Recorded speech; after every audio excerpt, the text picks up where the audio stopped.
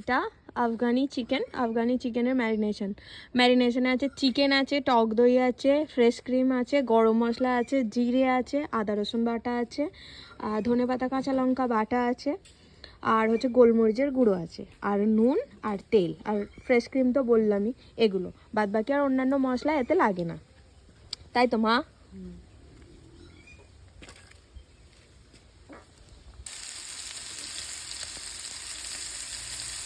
আচ্ছা, এই হচ্ছে কাবাবটা, ঠিক আছে? ভাই ভাই ভাই ভাই ভাই ভাই ভাই,